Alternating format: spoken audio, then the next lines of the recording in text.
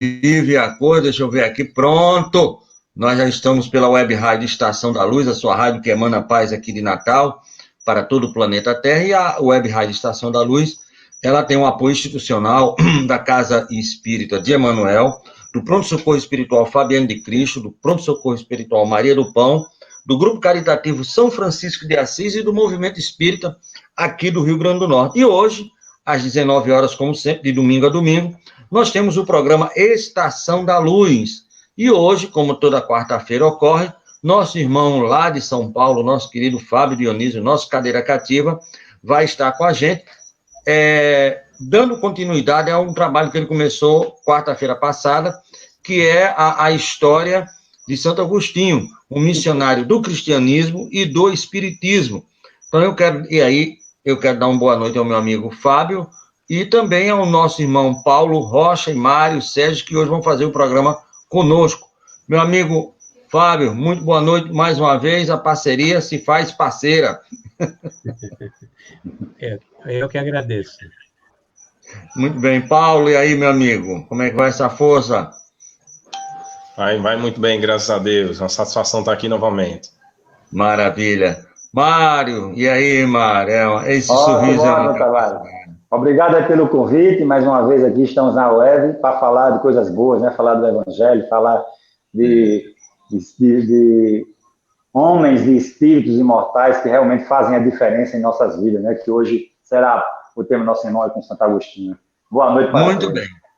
Então, hoje de manhã eles participaram do programa Filosofia, Ciência e Moral com o nosso irmão Alexandre Santo, Paulo e Mário, e voltaram a carga aqui.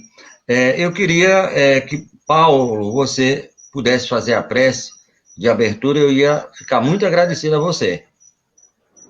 Vamos sim. Vamos mentalizar o nosso Mestre Jesus, nosso irmão, nosso amigo de todas as horas, que sempre nos acompanha. Vamos colocar o pensamento dele, pensar e agradecer por todas as bênçãos que ele nos proporciona. Vamos permitir que o seu amor, sua luz e o seu consolo possa chegar em cada um de nossos corações, aqueles que estão nos ouvindo nesse momento e aqueles que também não estão nos acompanhando online, mas que Jesus possa confortar o coração de todos, abençoar, dar a devida calma, a devida paciência, para que possa vencer todo e qualquer obstáculo que porventura estejamos passando. Então, que o nosso amado Mestre possa abraçar esse planeta Terra com todo o seu amor, para que possa trazer a sua paz, o seu espírito de luz, e assim nos abençoar. Que assim seja. Muito bem, graças a Deus.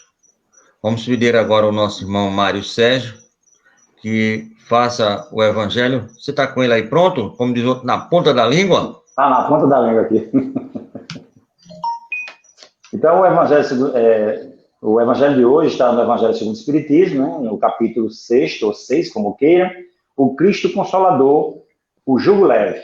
E nos diz o seguinte: vinde a mim, disse Jesus, todos os que estão sofrendo e que se acham sobrecarregados, que eu os aliviarei. Aceitem o meu jugo e aprendam comigo, que sou manso e humilde de coração, e assim encontrarão repouso para suas almas, porque meu jugo é suave e meu fardo é leve. Isso foi registrado em Mateus, capítulo 11, versículo 28 a 30. E aí o Espírito de Verdade faz um complemento. Todos os sofrimentos, misérias, decepções, dores físicas, perda de entes queridos e etc., encontram sua consolação na fé que possuímos no futuro e na confiança que temos na justiça de Deus. Isto foi o que o Cristo veio ensinar aos homens. Porém, para aquele que não espera nada após esta vida ou simplesmente duvida, as aflições pesam muito mais e nenhuma esperança vem suavizar sua amargura. Foi isso que levou Jesus a dizer: venham a mim todos os que estão sofrendo e que se acham sobrecarregados, que eu os aliviarei. Entretanto, Jesus coloca uma condição para a sua assistência e para a felicidade que promete aos aflitos. Essa condição é a própria lei por ele ensinada, ou seja, a lei do amor e da caridade. Seu jugo é a obediência a essa lei, mas esse jugo é suave e essa lei é leve, pois ele apenas impõe como dever segui-la. Então é maravilhoso ver Jesus, né, chamando todos nós realmente que somos aflitos, realmente temos aflições, ainda vivemos um mundo de muitas aflições, né, para que possa nos aliviar. E aí essa condição só depende de nossa vontade, né? E uma coisa mais interessante que nos chama a atenção nesse início de capítulo aqui do Cristo Consolador é que realmente aquele que não tem fé no futuro, aquele que não tem fé em Deus, aquele que não acredita na vida futura, realmente as dores pesam com todo o peso, porque nós vemos hoje, realmente, muitos de nós espíritas, cristãos e outras denominações religiosas sofrerem, justamente com essa pandemia que se encontra na Terra, assolando o planeta, e eles sofrerem, se desesperarem. Quantos espíritas não estão tomando remédio? Quantos não estão em conflito com a família, conflito consigo mesmo, porque essa pandemia vem tirar a ele a sua paz, sua liberdade, né, seus desejos ainda, né, de curtir e vivenciar o mundo. E aí, sem pensar realmente naquilo que Jesus vem dizer para nós, né, de que se tem sofrimento, se há problemática, vem até mim que eu te alivio. E esse é um dos maiores legados que Jesus traz para nós, essa condição da lei do amor.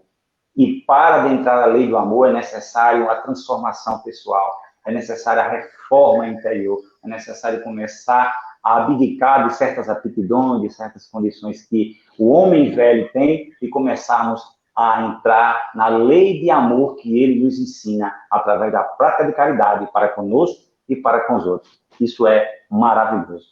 Uma boa noite para todos. Muito bem, meu amigo. Você é um verdadeiro danado. Aí, meu amigo Fábio. Vamos agora passar para Fábio, com certeza. Meu amigo, espero que essa prece, esse evangelho tenha lhe inspirado mais para que você venha trazer mais conhecimentos sobre essa personalidade fantástica que é Agostinho. A nossa rádio é toda sua. Muito obrigado. Eu queria depois pedir que você pulasse um chart, mas agora não. Eu vou te falar o número dos charts e você vai fazer saltos quânticos, né? Mas você vai ter que me ajudar nisso. Eu queria que você colocasse o chart, compartilhasse o chart. Isso. Então, deixa eu ver aqui. Joia. Pronto. O Santo Agostinho, depois de muitos anos de estudo, né? Porque, na realidade, eu comentei que foram 6 anos de estudo com relação à vida dele, à obra. Acabaram ficando 3 livros escritos, né? Um não está publicado, mas foram 3 livros escritos. Eu tenho quase certeza que esse homem teve um papel na primeira revelação também, mas não tem dados para a gente saber. Você sabe que eu estava com isso na cabeça desde de 5 horas da tarde. Eu vou perguntar se ele tem alguma informação, se ele também estava lá na primeira. Que coisa, homem! Ele tem que ter, porque ele já chega em uma forma tão diferente da gente. Eu diria que, ainda hoje, boa parte da humanidade terrestre, a esmagadora maioria da humanidade terrestre, não está no nível que ele tinha nesse século IV, entendeu? E ele já era missionário nessa época. Então, eu acredito que ele teve um papel na primeira revelação também, porque já era um espírito com caminho andado, né? Mas vamos falar um pouquinho dele na segunda revelação, né? Eu tinha comentado do papel dele no cristianismo, mas eu gostaria hoje de falar um pouquinho da parte biográfica dele e a forma como ele, não que evoluiu, mas como despertou, né? Bom, em primeiro lugar, o Aurélio Agostino, também chamado Aurelius Augustinus em latim, ele não é italiano, ele é africano, norte da África. Ele nasceu numa região que hoje é a Argélia, na época era o reino da Numídia, né? um reino muito pobre, muito, mas muito pobre mesmo. Já fazia parte do Império Romano, e a população era considerada romana, né? Cidadão romano. Para você ter uma ideia, o pai dele chamava-se Patrício, né? E pertencia, na realidade, ao município, fazia um trabalho junto ao munícipe, né? Como conselheiro. Então, ele tinha algumas relações, inclusive, com o próprio Império Romano. Tinha umas terrinhas, não era muito, era de classe média baixa, mas muito cético, né? A esposa dele, durante muitos anos, tentou convertê-lo, e quando conseguiu converter, quando a Mônica, Santa Mônica de Hipona, consegue converter o marido Patrício, o marido desencarna. E isso vai se repetir com Santo Agostinho, porque quando Santo Agostinho se batiza finalmente, depois de tanta insistência da mãe, de 32 para 33 anos, algumas semanas depois ela desencarna, ou seja, ela tinha feito a missão dela, né? Tentar converter o marido e converter Santo Agostinho. E aí ela vai embora, acabou o trabalho dela, né? E foi embora. Mas ele cresce numa cidade muito pequena que chamava-se Tagasta, hoje chama-se Suc Arás, né? Curiosamente, meu cunhado conhece essa cidade, ele é agente turístico, ele já conhece essa região toda, e continua extremamente pobre. O que é interessante, porque ele fez uma revolução no cristianismo lá do norte da África, no meio do mato, né? Lá, na verdade, é quase deserto. E eu lembrei, faço uma relação muito próxima, uma analogia, com o nosso bandeirante do espiritismo, que é o Karl Schutel, né? Que ele faz uma revolução no espiritismo aqui no Brasil, em Matão. Hoje, Matão é um lugar civilizado, muito desenvolvido, uma região extremamente rica, né? Araraquara, Matão e Ribeirão Preto. Mas na época do Carvalho era mato mesmo, por isso que chamava-se Matão, né? E era muito agressivo, muito virgem. Então, esse homem, ele nasce em condições razoavelmente pobres, vamos dizer assim. O pai era muito vaidoso, muito orgulhoso. Ele era uma boa pessoa, embora mulherengo, embora cético, não queria se converter, não acreditava em Deus, era furioso, muitas vezes explodia, mas ele tinha um bom coração. E ele quis fazer com que o Agostinho estudasse, falar, meu filho tem que estudar.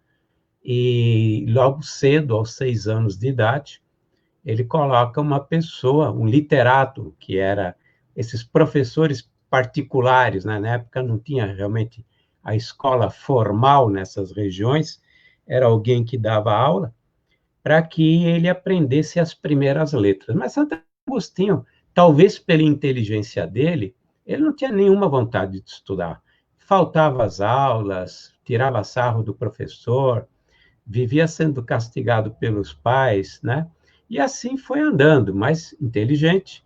Quando chegou aos 11 anos, o pai manda ele para Madaura, uma cidade próxima, para ir completando os seus estudos, porque o pai queria que ele fosse alguém na vida, né?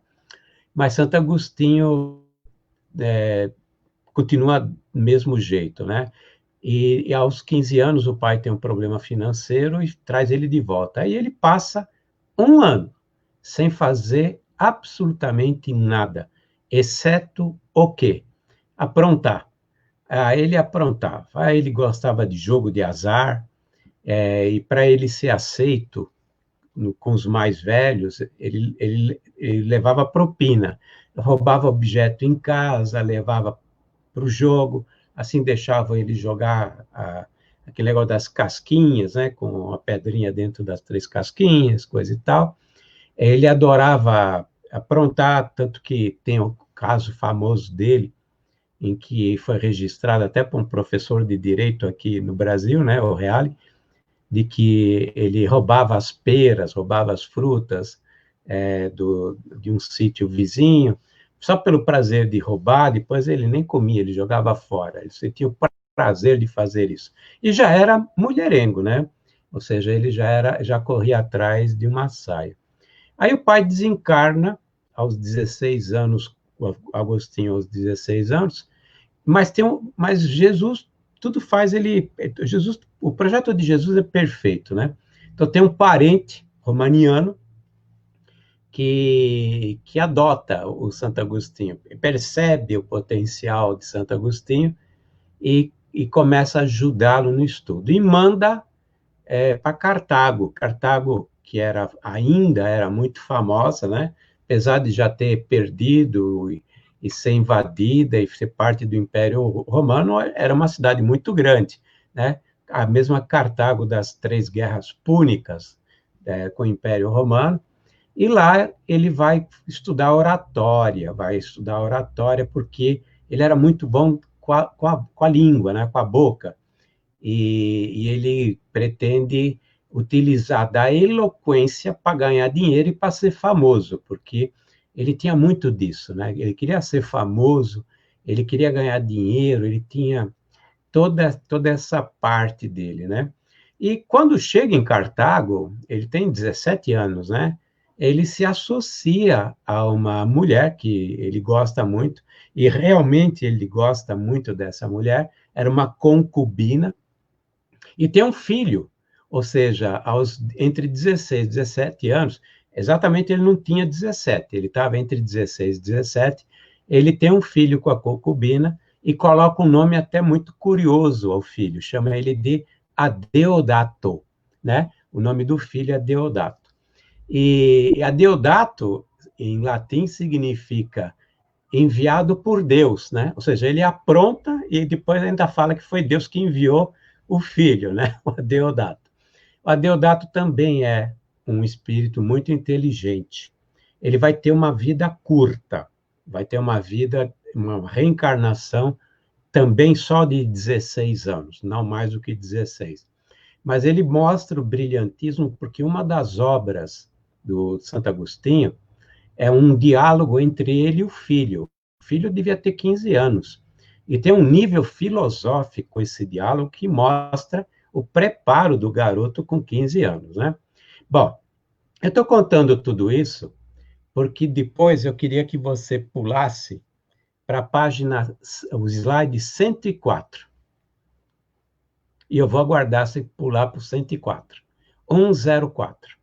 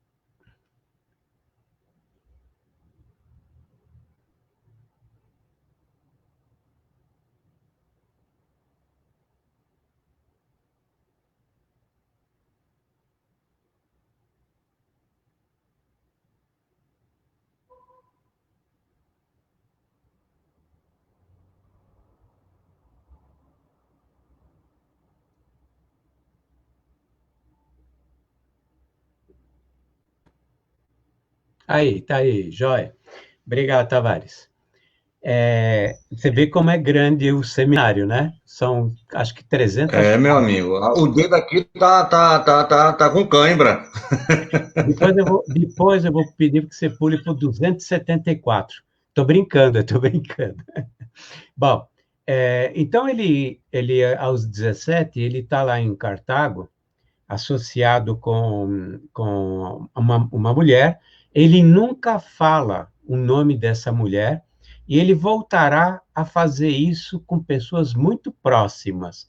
Ou seja, ele teve grandes amigos, que inclusive desencarnaram durante a vida de Santo Agostinho, e ele jamais mencionou o nome, curiosamente, né?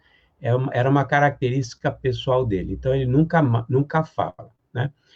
Até essa fase aí, que corresponde aos primeiros 17, 18 anos de idade, nós temos uma mãe, que é a Santa Mônica de Hipona, que ela faz de tudo que é jeito para que ele se convertesse ao catolicismo e se batizasse, né? E o pai, apesar de ser pagão, o pai era pagão, embora mais ateu do que realmente pagão, ele nunca se opôs, sempre deixou a mãe cuidar dessa parte da educação religiosa dos filhos, mas nunca se opôs. Mas Santo Agostinho, ele nunca decidiu se batizar. E é interessante porque ele faz isso. Qual é o motivo que estava por detrás disso?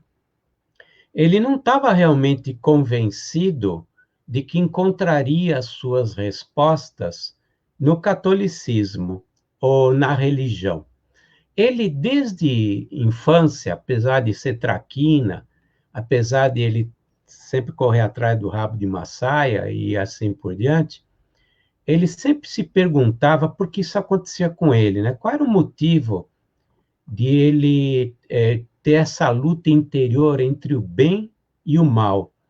E ele não encontrava resposta a isso na religião, não encontrava isso na Bíblia, porque na época que Mônica tentava fazer ele mudar de ideia, ele estudou a Bíblia, ele tinha um bom conhecimento bíblico, né? E ele não conseguia entender por que Deus permitia que o mal existisse. Olha, já com 12 anos de idade, ele estava com uma questão filosófica que a maior parte da humanidade terrestre nem tem ideia, ou seja, a razão do bem e a razão do mal. Porque o mal existe. Se Deus é perfeito em todos os atributos, e ele acreditava que Deus tinha que ser perfeito em todos os atributos, porque cargas d'água permitia que o mal existisse. Então, ele não se convencia que ele devia ser católico, porque ele não encontrava essa resposta. Mas, nessa época, ainda era muito forte nele essas características da vaidade, do orgulho, mais vaidade do que realmente orgulho, e a vontade de ser famoso, né?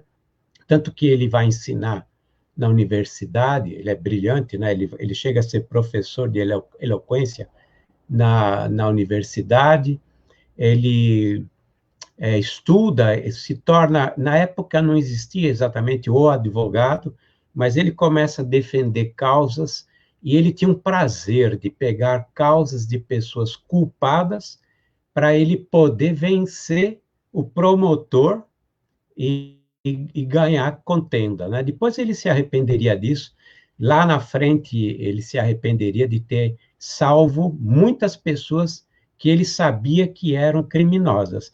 Mas essa questão de ser famoso, de ele vencer pela voz, pela língua, era mais forte nele, assim como a questão, as outras questões, a vontade de ganhar dinheiro, as mulheres e assim por diante. Embora ele vai ser muito fiel a essa concubina enquanto estivermos juntos, né?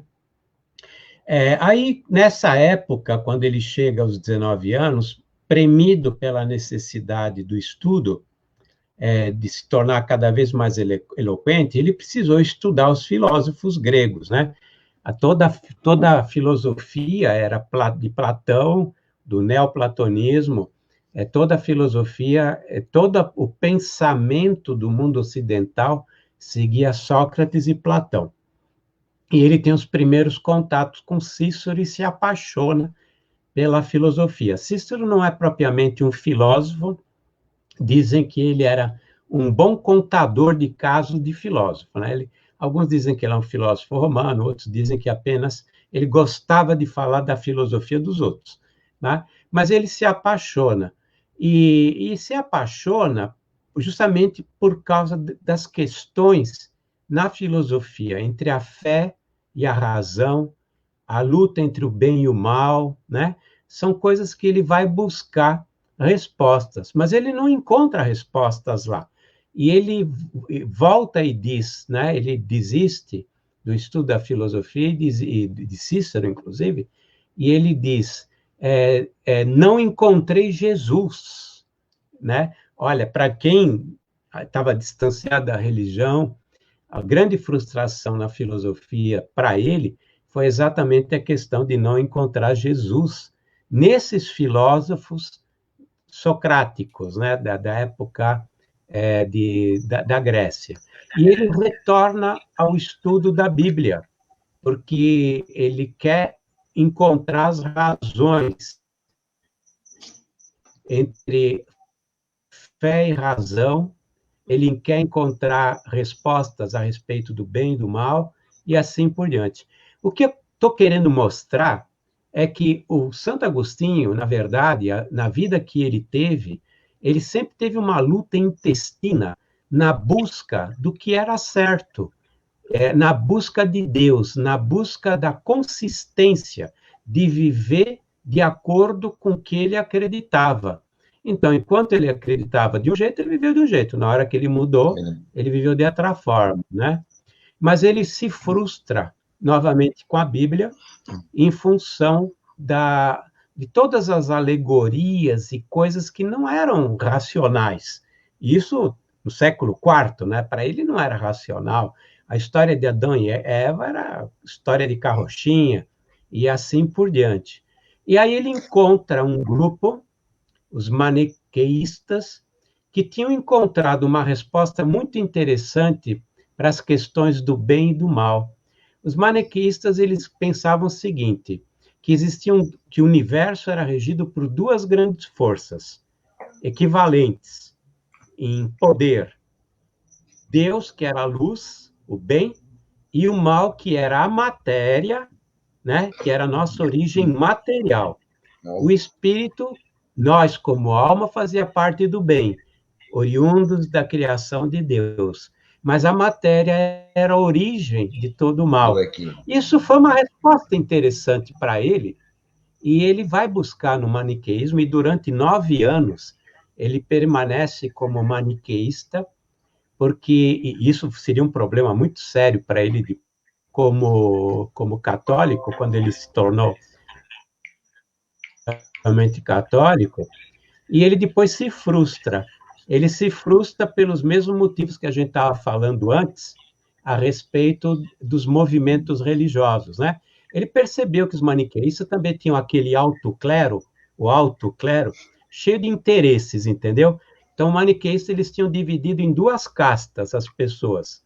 Aqueles que viviam para a purificação da alma, os que se abstinham, por exemplo, do sexo, se abstinham da alimentação, mantinham uma vida extremamente casta, mas eram servidos pelos outros, os outros que também se salvariam.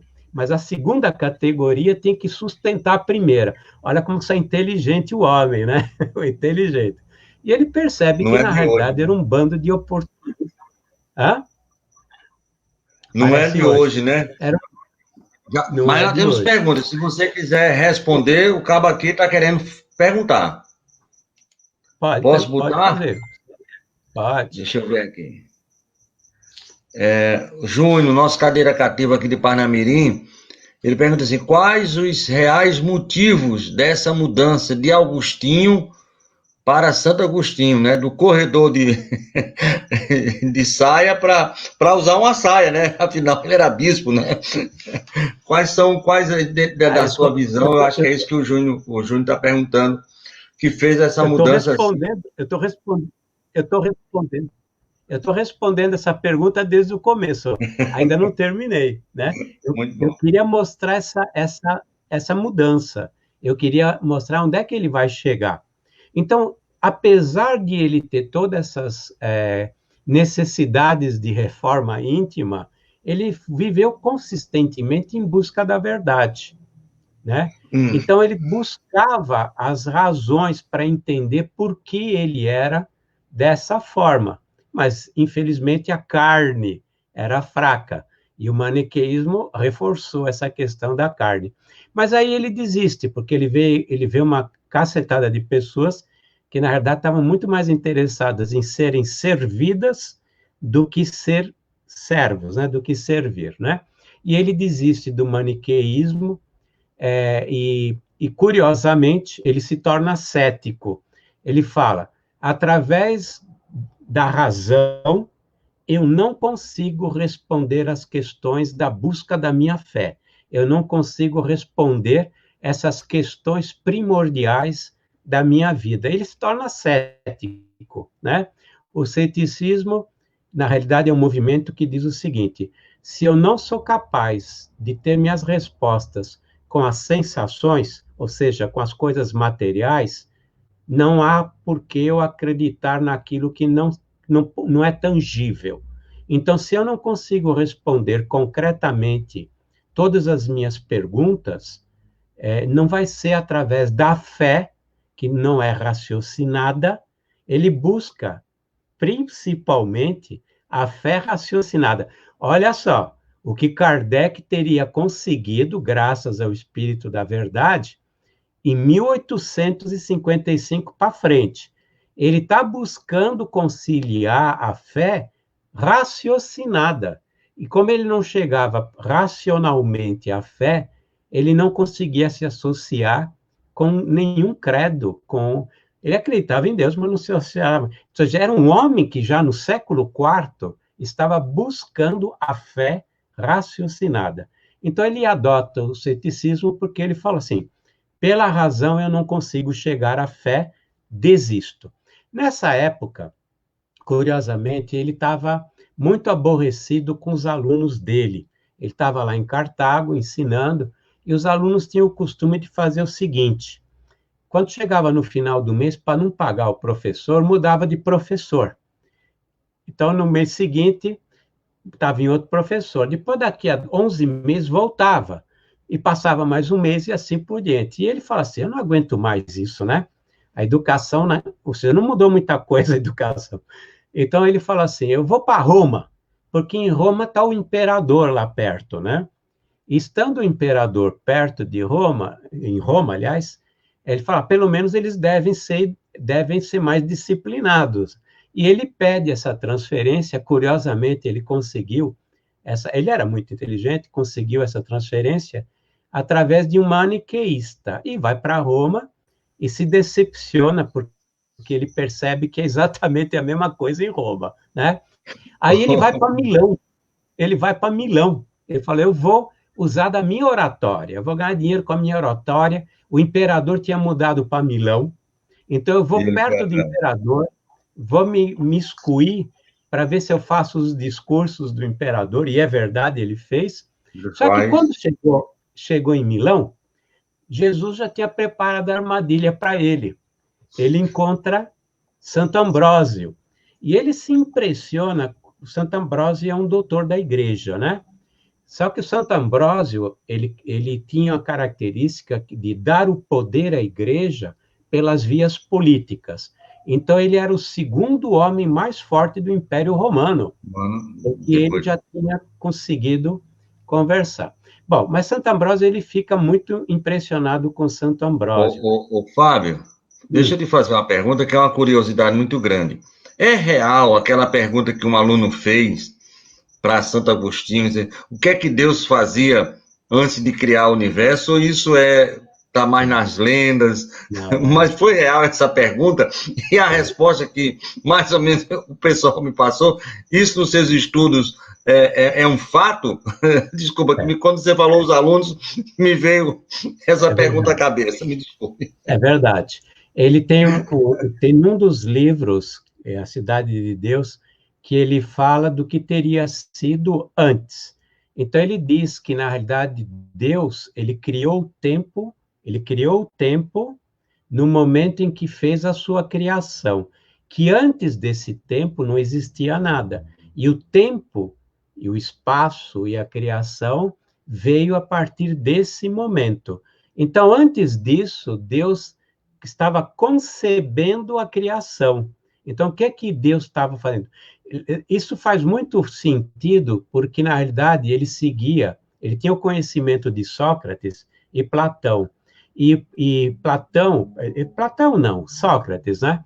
O Sócrates, ele dizia que tudo que existe no mundo material estava na ideia de Deus. Então, nós temos o mundo da forma e o mundo das ideias. No mundo das ideias está toda a criação das coisas que estão no mundo formado, né? Lá é o mundo das formas também. A gente chama de mundo das formas porque as ideias são as formas. Por exemplo, uma cadeira. A cadeira que nós enxergamos aqui, ela, na verdade, é concepção de lá, do mundo, do outro lado do mundo, né? Então, ele acreditava que tudo já estava no mundo das ideias, no mundo das formas, e que depois, quando Deus decidiu fazer com que a criação viesse, né, surgisse, ele cria o tempo, e o tempo passa a existir a partir daquele momento, e toda a criação passa a existir a partir daquele momento em diante, né? Então, sim, é verdade. Eu não sei se foi um aluno que perguntou, mas ele escreveu muita coisa a respeito desse assunto, Tavares. Tá? Muita coisa mesmo. Então, como eu estava dizendo, quando chegou o Santo Ambrósio, ele ficou muito impressionado, mas não é, na realidade, Santo Ambrósio que vai convencê-lo e faz com que haja mudança.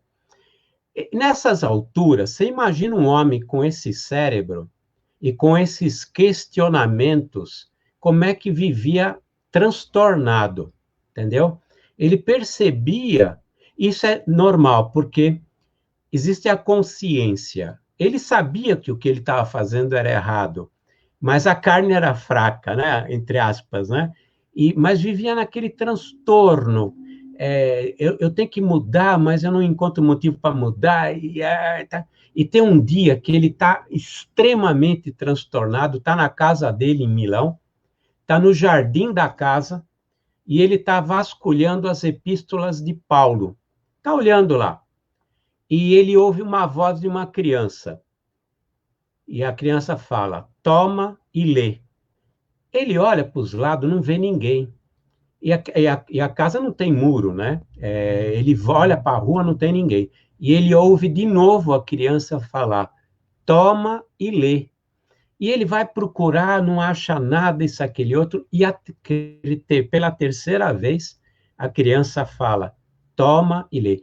Aí ele caiu a ficha. É Deus, através de um anjo, me pedindo que eu pegue uma das cartas de Paulo e abra ao acaso e leia, porque ele estava desesperado e ele estava ajoelhado. Quando isso aconteceu, ele estava ajoelhado, chorando, pedindo a Deus que desse uma luz na vida dele. E aí veio a criança que falou, né? Aí ele pega uma carta, que é a primeira carta aos Hebreus, a primeira carta aos Romanos, primeira carta aos Romanos, e lá está escrito, mais ou menos assim, afastai-vos de toda embriaguez e de todas as coisas materiais, buscai no nosso Senhor a verdadeira vida, né? E assim por diante. Aí ele caiu em si, que era Deus dizendo o seguinte, muda de vida, né? Você quer fazer uma mudança, é você que tem que fazer essa mudança. Se afasta das coisas materiais. Nesse momento é que ocorre a grande transformação dele. Ele passou a confiar, ou seja, através de uma experiência mística, assim como Paulo de Tarso, no caminho de Damasco, ele tem uma experiência mística, Santo Agostinho tem uma experiência mística no auge do desespero, e fala, é Deus que me disse para me tornar um santo. E a partir desse momento, ele larga o mundo mundano. Ele se interna numa cidade próxima de Milão, e junto com discípulos dele, começa a estudar a Bíblia, a estudar as epístolas, a se preparar, começa a escrever, e 3 anos depois, um ano depois, no dia de Páscoa, Sexta-feira Santa, ele se batiza, e a mãe morre uma semana depois, né? Desencarna uma semana depois, mais ou menos uma semana depois. É um pouco mais... Mas valeu o joelho de Santa Mônica, porque tem um cabra que diz, olha, Santa Mônica gastou o joelho de tanto rezar. Mas falar em joelho, eu quero aqui chamar o meu amigo Paulo, e o meu amigo Mário, e saber se os dois têm algum questionamento. Por favor, aí, vamos acochar o nosso irmão Fábio em relação a Santo Agostinho, que se conhece bastante. Rapaz, eu sempre fui muito curioso sobre a história de Santo Agostinho, né? Eu estou adorando, porque eu tenho pouca informação de Santo Agostinho. Eu vi a Neto Guimarães falando um dia desse aí sobre a questão de que ele falou sobre as pessoas não são o que parecem, as pessoas não são o que deveriam ser, as pessoas são o que são. E eu achei maravilhoso aquilo, porque... E ela fala uma coisa muito interessante, que o Fábio vai me orientar aí, vai dizer mais uma coisa, essa mudança radical dele, porque ninguém muda radicalmente, e ele mudou. Não aí até que os pares, ela fala, né, os pares dele na sociedade conceitou ele como essa situação, porque ele mudou aquela situação, que ele era um devasso, um hedonista, e passa a ser uma pessoa toda regrada, e isso ficou assim impressionável comigo. Aí vocês estavam falando lá no início de que ele já tinha um conhecimento muito avantajado lá na primeira revelação, por isso que ele estava dando na segunda. E eu acredito nisso também, porque não tem condição da pessoa mudar assim, da água para o vinho, da noite para o dia, né? Então, o que é que você diz, Fábio? Eu não acredito que ele tenha mudado da noite para o dia. Ele esteve numa busca constante por Deus. Tanto que quando você pega o livro dele, Confissões, que ele fala da primeira parte da vida dele, mais ou menos os 45, 46 anos, dos primeiros 45 anos da vida dele, ele disse, eu sempre busquei Deus. Eu sempre quis entender onde se encontrava Deus. E eu quis mostrar propositalmente esse caminho que vocês veem no chart, para vocês verem como, apesar de ele não conseguir fazer a sua reforma íntima, como ele estava buscando a força através de uma fé raciocinada. Ele chegou através de uma experiência mística, não foi raciocinado. E nem podia ser na época, porque não tinha os elementos. Mas ele teve o tempo... Outra coisa, ele nunca foi ruim. Ou seja, ele, apesar de ser mulherengo... Outra coisa, devasso ele não foi. Ele não foi devasso. Ele tinha... Devasso é uma coisa bem diferente da sensação que ele sentia. Né? Porque, por exemplo, então... ele foi muito fiel à concubina que esteve até essa época em que ele se converte, ele tinha só a concubina. Aí depois a mãe convence a que ele se separe da concubina e quer arranjar um casamento com uma menina. E a menina é muito jovem, tem que esperar 2 anos, né? Ele também não fala o nome da menina. Nesse ínterim, que ele estava sozinho, ele teve uma amante. Mas eu acho que tudo errado, não estou dizendo que está certo, mas é muito errado dizer que ele era devasso, porque devasso ele não era, entendeu? Não, na verdade, não foi a Neto que falou que era devasso. Ela falou que ele era dado aos prazeres mundando, falou de hedonista. Na verdade, devasso foi eu que traduzi, eu que botei na minha situação, porque eu não conheço bem a vida dele, entendeu? Mas ele eu acho sempre buscou. Paulo, por favor. Eu acho que essa transformação dele foi gradativa, né? Como o próprio Fábio falou, explanou muito bem, essa transformação, acho que aos poucos ele, por essa busca, por essa tentativa de encontrar respostas, que eu acho que muitos de nós passamos, né, por alguns momentos da vida da gente, e ele não foi diferente, né? Tentando buscar essas respostas. Aí, como sempre... acontece, a partir do momento que tem a nossa iniciativa, que tem o nosso desejo de mudar, o nosso desejo de encontrar essas respostas, Deus vem com alguma mensagem ou com algum chamado que faz com que a gente tenha essa mudança repentina, como o Mário falou, né? Tem essa mudança aparentemente repentina, mas na verdade o terreno já estava fértil para que a mudança repentina acontecesse. Então, eu acredito que sim, a mudança repentina, uma mudança rápida, mas com um terreno que já estava fértil para que isso ocorresse de forma tão imediata. Então, eu acho que está sendo muito positivo ouvir a história de Santo Agostinho, porque o que eu mais ouvia de Santo Agostinho era que Santa Mônica tinha rezado bastante para essa transformação ocorrer, e aí eu fiquei sabendo agora que com 1 semana ela desencarnou, mas assim, com certeza ela desencarnou feliz com a transformação e e a mudança do filho. É verdade, é verdade, é verdade. O Tavares queria falar alguma coisa, pelo menos eu entendi, achei que ele ia falar Não, alguma coisa. não, pode prosseguir, pode prosseguir, pode prosseguir. Então, aí quando ele se batiza inclusive junto com o filho, a Deodato, ele e um grande amigo dele se batizam, e ele toma a decisão de voltar para o norte da África e trabalhar, né? Trabalhar lá. Então ele desce de Milão para Roma, porque ele ia pegar a embarcação em direção a Cartago, e na cidade de Ostia, a mãe adoece e em uma semana desencarna, né? Eu falei uma semana, na verdade foi muito rápido, eu não sei se exatamente foi uma semana, mas em uma semana ela desencarna. Aí ele fica mais alguns meses em Roma antes de tomar o barco em direção a Cartago. Chega em Cartago 9 meses depois, vai para Tagaste, de Tagaste ele pega todo o dinheiro que ele tem, que era um sítio mais ou menos de uns 11 mil metros quadrados, não, 6 alqueires, 7 hectares, nem chegava a 11 mil metros quadrados, 7 hectares. Ele vende e entrega tudo para os pobres.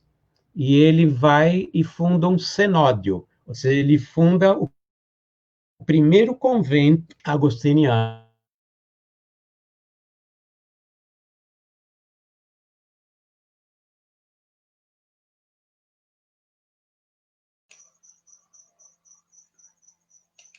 Que viveria uma vida reclusa. Nós estamos aí com um probleminha de imagem com o nosso irmão Fábio, vamos esperar que ele possa retornar. Voltou? Voltamos? Voltou, meu amigo, você é um danado, você é o filho pródigo. Então, tá bom. Então, ele acha que vai viver uma vida monástica. Só que naquela época, como ele continuava sendo extremamente inteligente e continua até hoje, né, e eloquente, ele era muito bom para converter pessoas, né? E um dia ele é chamado em Hipona para converter um rico que estava balançando entre aceitar ou não o catolicismo. E em praça pública, ele convence esse rico e, na hora, ele é aclamado sacerdote. Naquela época não precisava fazer 11 anos de ser padre, né? Foi aclamado sacerdote adjunto e se liga ao bispo de Hipona, e que viveria mais um ano, e o bispo de Hipona dá um jeito para que o Santo Agostinho se tornasse o bispo de Hipona logo depois dele, né? E ele assume o bispado. E ele tem características muito interessantes, porque, apesar de a gente conhecer ele como filósofo, como teólogo, esse trabalho magistral que eu comentei na quarta-feira passada, ele fazia muita obra social, ele trabalhava muito em benefício dos pobres, dos miseráveis, né, daquela região que tinha muita miséria. E ele também tinha um trabalho administrativo, porque Roma não conseguia mais controlar as províncias do ponto de vista administrativo. E quem cuidava disso eram os bispos locais.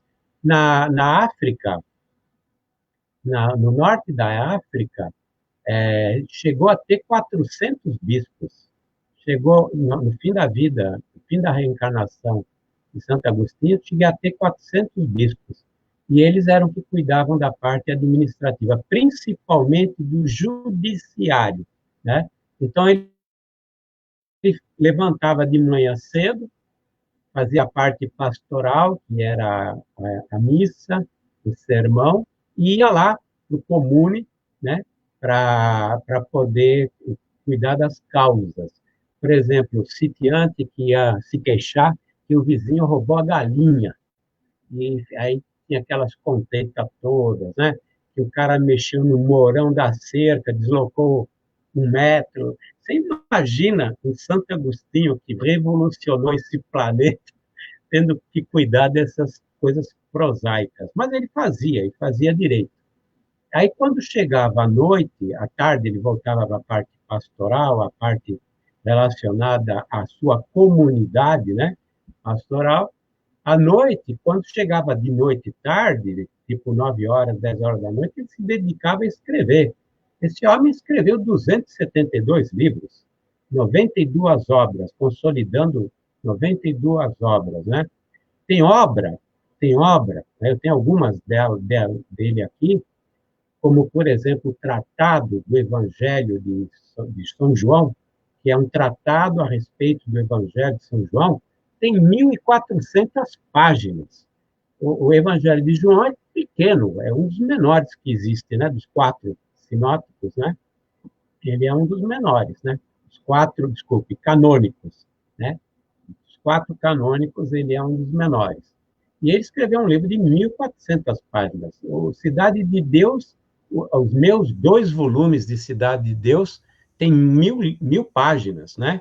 Confissão, um livro menorzinho dele, tem 380 páginas. E ele fazia isso metodicamente, à noite e tarde. Ele dormia muito pouco, que nem o Allan Kardec, ele dormia muito pouco, era muito frugal na alimentação e tinha problemas de saúde, ele era asmático, ele tinha problema nos brônquios, né? Então, ele era franzinho, doente, mas tinha uma energia fenomenal, né? E ele cuidava da parte administrativa, judiciária, principalmente a parte das causas, né? Pequenas causas, cuidava da parte pastoral, cuidava de toda aquela região. Ele fez inúmeros sinódios, né? Na época, os concílios eram os papas que faziam, e as reuniões com os bispados era ele que fazia, com a comunidade eclesiástica era ele. Escrevia livros, escrevia cartas, fazia o diabo, né? Nesse processo todo. Mas sempre procurando se tornar melhor. Ele continua no trabalho paulatino de ficar batendo nele para ele se melhorar, para ele se melhorar, para ele se melhorar, entendeu? E muito bem. Tanto que depois ele dá a receita. O que você está falando aí, meu amigo Fábio, Décio aí também de São Paulo, disse assim, no poder da oração, água mole em pedra dura, tanto bate até que fura. Quer dizer, simplificou o negócio. E o meu amigo Fuede Quintal, lá de Minas Gerais, isso aí. Diz assim, meus queridos, aí é uma pergunta que eu estou fazendo em nome dele. Meus queridos, na obra Confissões, Agostinho relata sua vida pecaminosa e imoral, porém confessa sua aflição com esses erros. Você poderia falar alguma coisa com relação a essa obra Confissões, em que ele relata, que você acabou de falar, que ela relata isso aí, é uma minha culpa, mas já trabalhando para o bem? Olha, cortou completamente tua pergunta, Tavares. Eu não vi a tua pergunta. Então deixa eu fazer aqui. Me dê um minuto. Deixa eu ir para cá, que eu boto ela no bom sentido da coisa, eu vou botar aí na tela. Deixa eu ver se eu tenho ela aqui. Está aqui. Não. Aí. Meus queridos, né? Na obra Confissões, Agostinho relata sua vida pecaminosa e imoral, porém confessa sua aflição com relação aos erros. E aí bota uma reticência, meu amigo Fuede Quintal, lá de Belo Horizonte, amigo do nosso irmão Isoldino, graças a Deus está melhorando da Covid, nosso irmão Isoldino, lá de Santa Luzia, em Minas Gerais. É uma confissão, minha culpa, mas estou melhorando?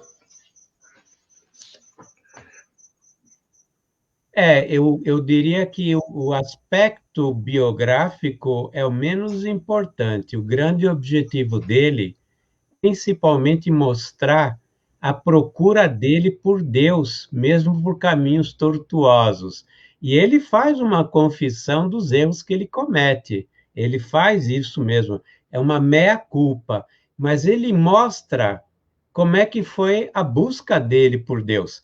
Tanto que termina com ele achando, né? Ele termina com ele achando. Mas eu concordo com o nosso colega, nosso amigo aí de Belo Horizonte, de que ele faz uma meia-culpa, mas ele mostra a busca dele por Deus, a consistência nessa busca. Né? Só complementando o que nosso colega falou lá em Belo Horizonte. Maravilha, meu amigo. Perdemos Tavares? Não, volta aqui, é porque eu estou saindo e entrando aqui, resolvendo um bocado de coisa. Nós estamos aí a 5 minutos do final, e eu acho que não terminou, porque 104 slides não dá, e eu acho que, do mesmo jeito que nós estamos fazendo, o Paulo e o Mário e o Alexandre estão fazendo um estudo sobre Paulo de Tarso, e a gente está dedicando 2, 3 programas. E eu queria já marcar aqui com você, para que, se você aceitasse, a gente voltasse, não nessa quarta, mas na outra, a conversar, porque eu acho que é um assunto por demais interessante. É o exemplo dessa mudança, e depois daquela receita que ele nos dá na 900. Inclusive, eu quero já convidar aqui antecipadamente todos vocês, nosso irmão Cosme Mas, da Cardioped, né? Estará aqui com a gente dia 28, se eu não me engano, um domingo, falando justamente sobre a questão 919, lá do Livro dos Espíritos. Você topa, meu amigo, voltar daqui a 15 dias com Augustinho de novo? Perfeito. Maravilha. Então, veja aí, eu queria só que você terminasse essa parte em que ele sai de Ambrósio e vai para Platão, neoplatonismo, e conhece a Paulo. E vamos deixar, no bom sentido da palavra, Jesus para daqui a 15 dias. Olha só, Jesus daqui a 15 dias, hein, meu amigo? Mas a gente faz o tempo todo deixando Jesus para depois. Todos nós deixamos Jesus para depois. Então, ele volta a estudar filosofia, agora sobre uma visão um pouquinho diferente, e ele faz as ligações. Tanto que, num dia, eu vou comentar, eu já tinha falado isso na quarta-feira passada, mas como ele faz relações com preceitos espíritas que estão em Platão. Está cheio, tem uns 3 ou 4 slides aí, que todas as relações dele com preceitos espíritas naquela época. Ele não existia o espiritismo, eu estou só dizendo que tinha... Porque, na verdade, os gregos acreditavam nisso, meu. Nós é que inventamos que tudo isso era balela. O mundo inteiro acreditava, entendeu? Em reencarnação, imortalidade da alma, na lei da causa e efeito, na comunicação com os mortos, todo mundo acreditava. Até que um iluminado das trevas, no segundo século da era cristã, toma a decisão de proibir tudo isso. Mas voltando, aí ele vai para o neoplatonismo, porque o neoplatonismo acrescenta a Platão uma coisa que faltava para os gregos, que era Deus, né? Que era Deus. Então, os neoplatonistas, eles colocam Deus no platonismo, eles colocam Deus na conceito. A da Paulo de Tarso é porque ele faz uma relação muito próxima até com a vida dele, entendeu?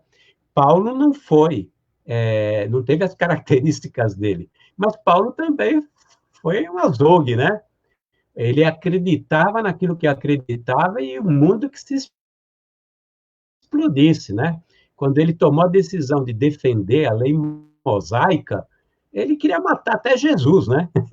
Se ele pudesse, ele tinha matado todo mundo. Mas ele era consistente com a crença. Ele tinha que salvar o judaísmo, né? Ele tinha que salvar Moisés e assim por diante. Então, Paulo de Tarso tem uma vida muito sem Paulo de Tarso. E pela profundidade do pensamento de Paulo de Tarso.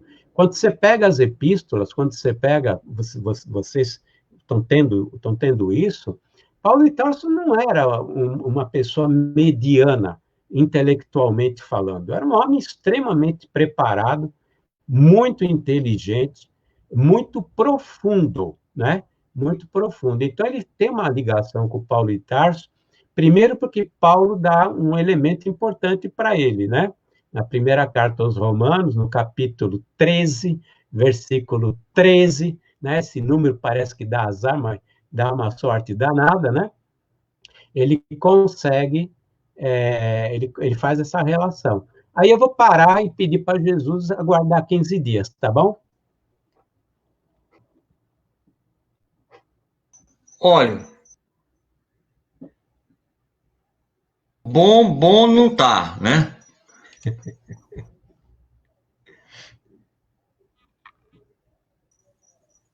Bom não tá, mas a gente vai aceitar assim mesmo. E eu quero pedir as considerações finais dos meus amigos Paulo e do meu amigo Sérgio, que já tem outro estudo daqui a pouco, né? Então, muito obrigado pela participação de vocês. E quarta-feira a gente se encontra de novo, não é isso, meus queridos? Sim. Se Deus quiser, estaremos aqui na quarta-feira novamente. Quero agradecer a Tavares por mais essa oportunidade. Fábio, muito obrigado pela sua explanação, né? Trouxe aí um conhecimento enorme sobre o nosso Agostinho, né? Foi enriquecedor realmente e só tenho a agradecer. Muito obrigado. Uma boa noite para vocês. Tudo de bom e para todos os ouvintes também. Uma ótima noite. Obrigado, meu amigo Mário. Boa noite para todos, amigo Tavares, obrigado pela oportunidade aí, amigo. Muito bom, viu? Participar do programa. E ao meu amigo aí, agora excelentíssimo senhor aí, Fábio Dionísio, que falou sobre o Santo Agostinho, que Agostinho realmente, para mim, eu conheço muito pouco sobre ele. Se me perguntassem, eu estava falando até para Paulo anteriormente, se perguntasse um pouquinho sobre Bezerra de Menezes, eu saberia falar, mas o Santo Agostinho, eu sinceramente, hoje eu trabalho no Chico Xavier, e eu estava dizendo para Paulo, rapaz, olha, eu sinceramente tenho algumas informações de Chico, mas Chico é tão grande que o que eu sei de Chico não é nada. Mas o Santo Agostinho, eu tenho muita curiosidade, fiquei até o final, vou pegar outro estudo agora, mas realmente muito bom, ô Fábio. Agradecido aí pelas informações, viu? Mais uma vez. Muito obrigado. Valeu aí todos. Eu que agradeço. Amigo, esse rapaz é uma suavidade maravilhosa. Desde que eu conheço é nesse jeito mesmo, sabe? É um cara fantástico. Eu não sei se vai dar tempo de vocês ficarem até o final, certo? Que eu tenho que vocês têm os estudos, eu vou fazer aqui uma propaganda. Caso contrário, o meu amigo Fábio ou eu fazemos a prece de encerramento. Mas essa figura aí que vocês conhecem muito bem é seu Amadeu Ferreira, né? Deixa eu voltar aqui. E toda segunda e sexta ele faz aqui na Web Rádio às 8 horas da manhã um programa nos domínios da mediunidade, né? Falando sobre a mediunidade de forma bem clara, bem sucinta, bem maravilhosa.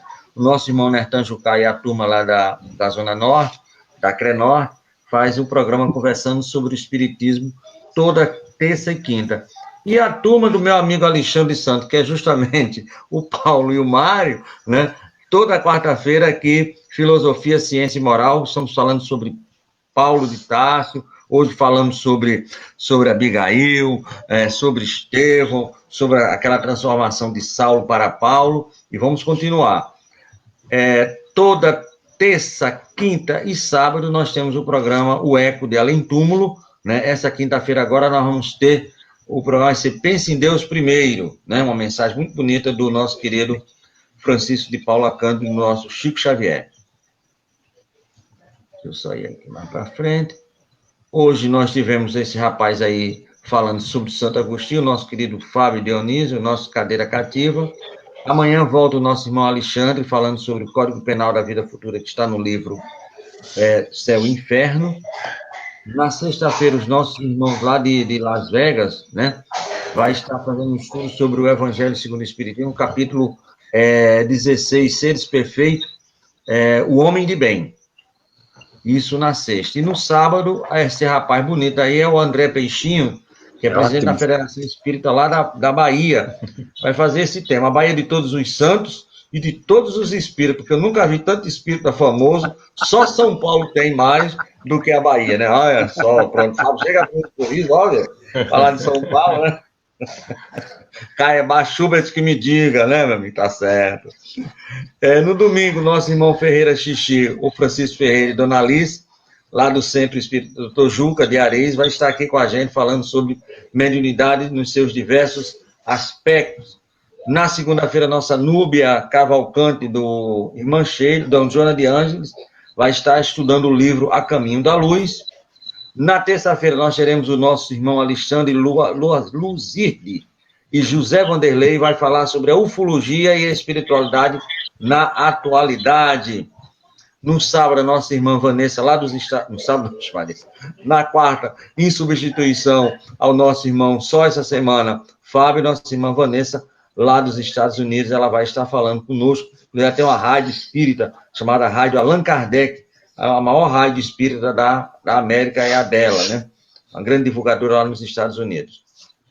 Na quinta-feira, nosso irmão Marcel Mariano, lá do Centro Espírita Caminho da Redenção, lá de Pau de Lima, que é a casa espírita do nosso querido Divaldo, vai estar estudando um livro dele, né? Que é justamente aí o Encontro da Paz e da Saúde.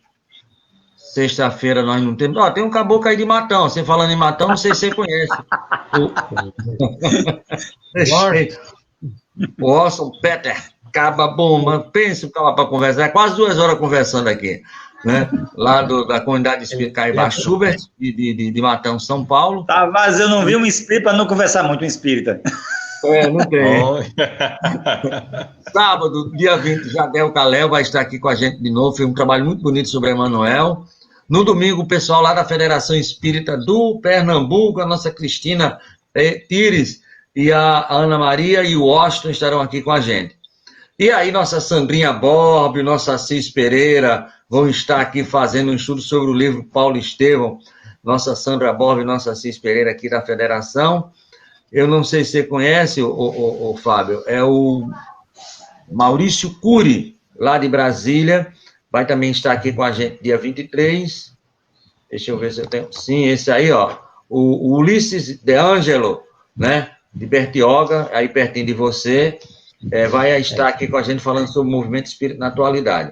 Deixa eu ver se eu aprontei aqui. E o Cosme Mas e a esposa vão estar aqui fazendo um estudo sobre... Não é sobre o movimento, mas sobre a pergunta 918, lá do Livro dos Espíritos. Então, essa é a nossa programação até o final do mês, e eu quero assumir esse compromisso, meu amigo Fábio, com você. Daqui a 15 dias, a gente volta para continuar, não digo nem para terminar, eu estou falando muito, com muita decisão, para continuar o estudo sobre Agostinho, que eu acho de fundamental importância.